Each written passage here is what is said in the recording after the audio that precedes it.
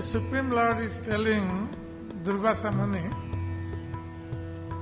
that niḥśreyasa-kare, this tapo and vidyā, austerity and learning, which is the wealth of a Brahmin, can become very beneficial to the person himself and also very beneficial to the society in general. But when durvinītasya, but the same austerity and knowledge, if it is acquired by a person who is durvinīta, means who is not vinīta, very humble. That means very proud. Proud of his austerity and knowledge.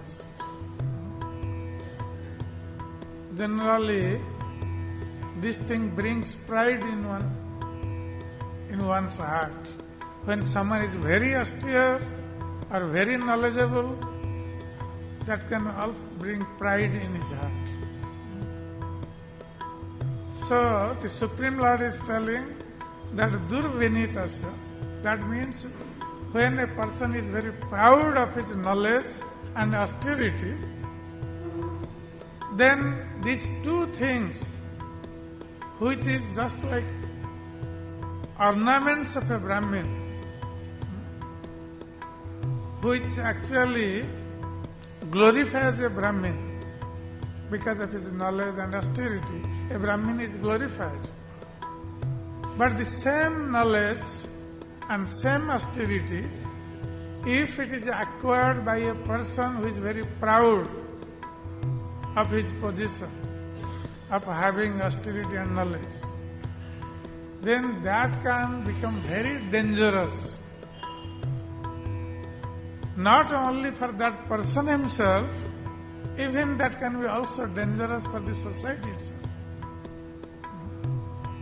If such persons, those who are very proud, they acquire knowledge and austerity, they can be very dangerous for themselves and for the society. As we see in case of Maharaj Parikshit, he was cursed by a Brahmin boy, Sringi. And this Brahmin boy, he had power, Brahminical power.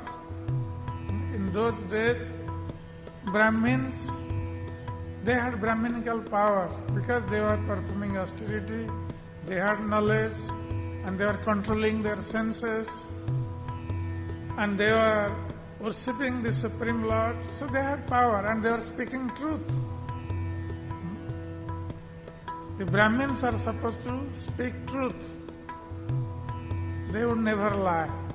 That's why in those days, when the Brahmins would say something to someone, whether it is a blessing or a curse, so that will become true, because they are always truthful. So whatever they say, that becomes true. But nowadays, the Brahmins, they don't have that power. They are not speaking truth. They don't have austerity and knowledge. That's why if they curse someone, it does not act on someone, because they are not truthful. And if a Brahmin blesses someone, but that blessing will also not act, because they are not truthful and not worshipper of Lord Vishnu. That's why we see Sringi, though he was a Brahmin boy, because he became agitated, hearing that the emperor had garlanded a dead snake on the neck of his father, who was meditating in his ashram. When Sringi heard this, he became very angry. And immediately he took the water from the river and chanted the mantra to curse Maharaj Parikshit to die by snake bite in the 7th day. And that was, Prabhupada states in the Purport, that was actually the misuse of Brahminical power. When Sringi's father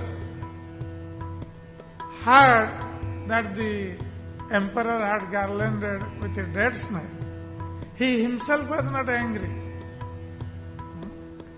But his son became angry and cursed Maharaj Parikshit.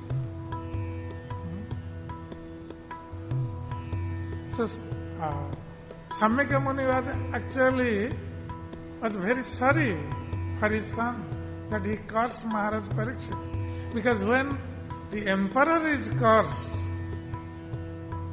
who is protecting the whole world, protecting the citizens, so if he is cursed and he is dead, then who is going to protect the citizens? So that was not desirable. For such small mistake, a big curse was given by Sringi. Heavy curse. So that was misuse of Brahminical power. When Brahmins, they become angry, though they were not supposed to become angry, but they become angry, then they misuse their power and curse someone. And in that way they lose actually their power. When someone will curse someone, he will lose his power. So here, Lord Vishnu is telling Durvāsā Muni that when someone is not very humble, he is very proud of his position, then acquiring knowledge or his knowledge and austerity becomes very dangerous for the person himself and for the society. That means Lord Vishnu is indirectly telling Durvāsā Muni that he was not very humble. Durvinītasya. He was very proud of his position. That's why he has created this situation. He has created this dangerous situation for himself and for others. So indirectly, by generalizing this thing, Lord Vishnu actually is hinting towards Durvāsā Muni that how he was proud of his position. He was not very humble. And when someone actually acquires these qualities of great austerity and learning, then he is supposed to become humble. That's what Prabhupada says in the Purport, that even if a snake, jewel is very valuable, and sometimes some serpents, they possess some jewels on their hood. So though the jewel is very valuable, but when it is possessed by a serpent, the serpent can still become very dangerous. We cannot think that, oh, this serpent has possessed this nice jewel, so let me go to him, go to that serpent and get that jewel. The serpent can be dangerous and can bite anyone. So even if the jewel is there, that means even if the good qualities are there, but if the person is not humble, then he can misutilize those good qualities.